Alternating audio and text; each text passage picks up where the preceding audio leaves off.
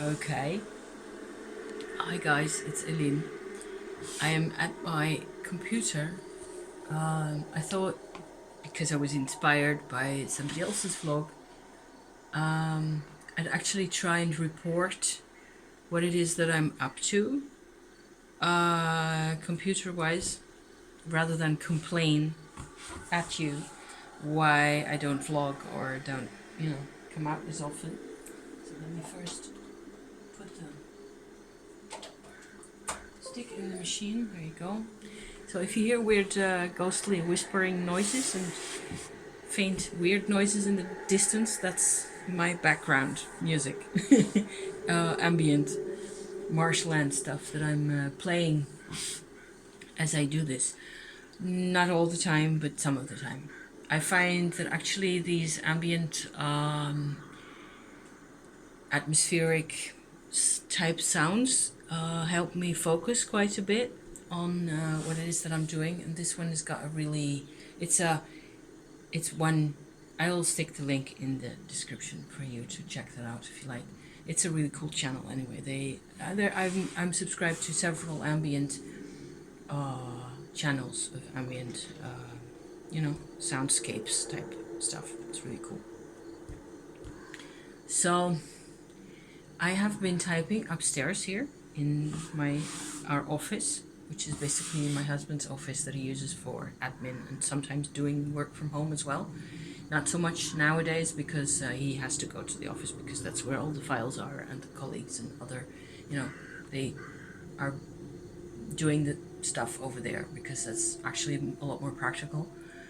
So the computer's free again for me to work on. I have been for, I think, 6 weeks now, or more or less. I have been sort of writing my memoirs, I suppose. It's kind of weird to even talk about it over here on the tube.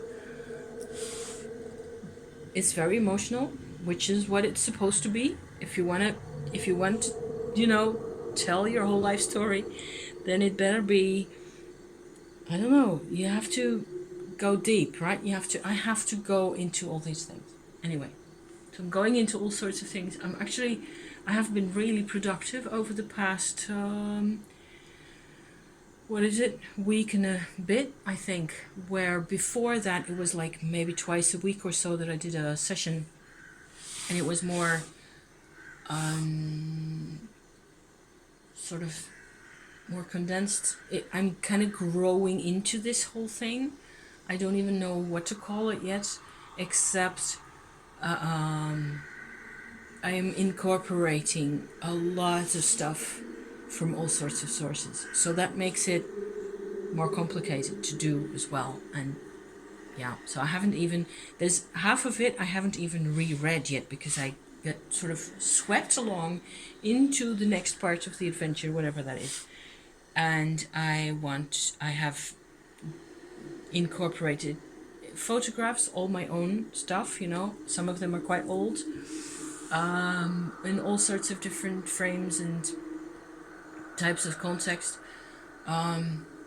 because I think it's fun. It looks cute. So I have pages of text with here and there incorporated either a separate, piece of a quote of some sort, or a little image here and there. Not too much, but I have other pages, like separate pages that I fold into the material. I could show it if I had it with me here.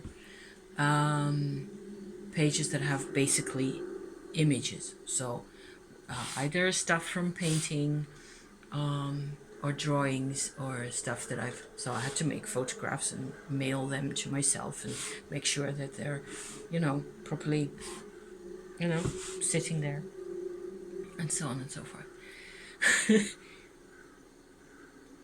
It's really very much a new adventure. I have never managed to do this.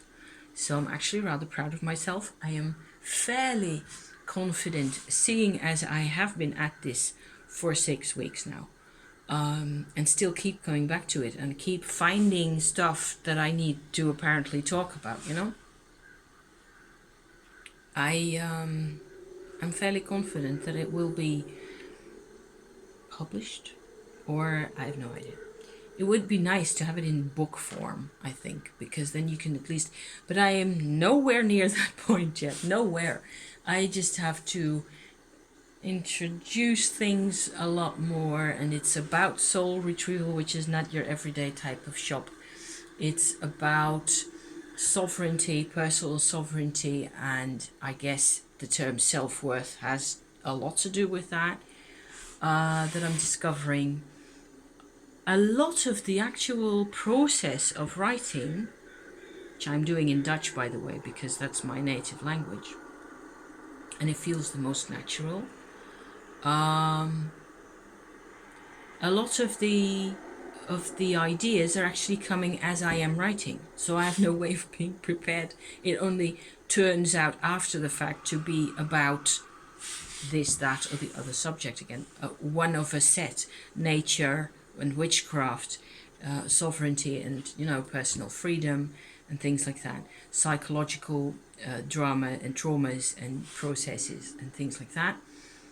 And the whole lot of it is illustrated. It feels so good to be doing this, which is basically why I'm also vlogging about it, because it's kind of incredible and awesome, because I used to write poetry.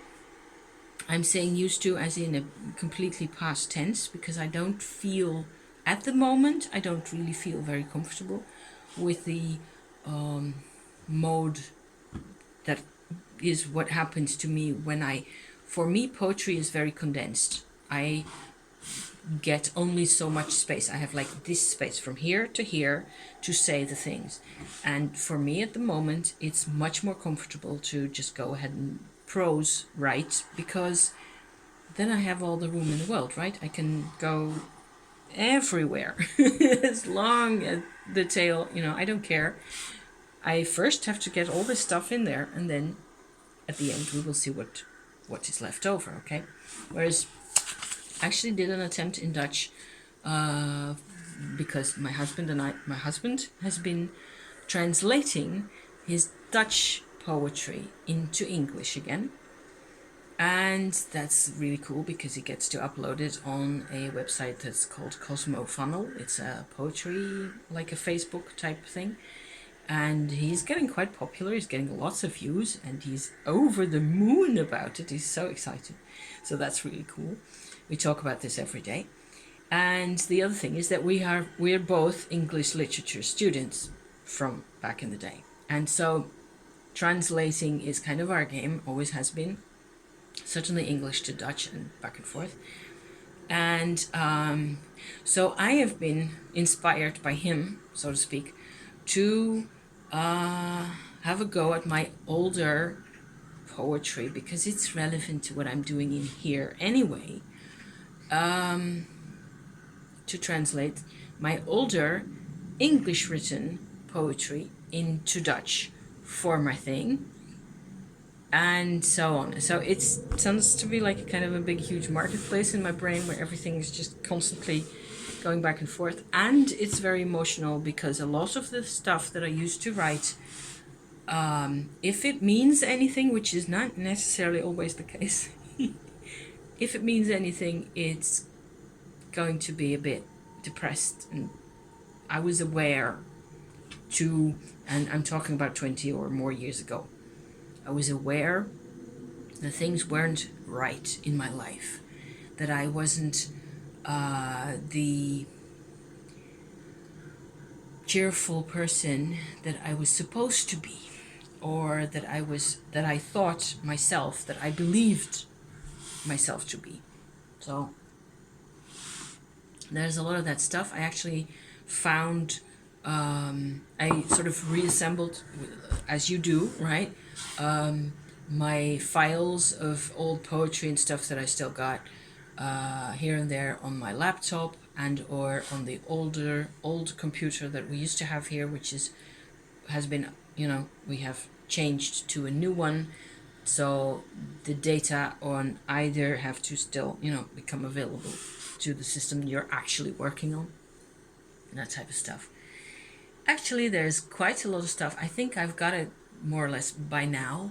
except for my handwritten stuff and or my typewritten stuff that I used to, that I still got, that I kept, which is in like this huge big file holder, folder, like that's downstairs, that I sort of haven't really dared go into yet. I've looked at the topmost couple of pages and I went like, oh god, this is just so it's confrontational, you know. It's, I don't know how to say that. It's just really, it's invasive. It's like bringing back the whole of the past in one go. So I suppose I knew what I was doing in a way, except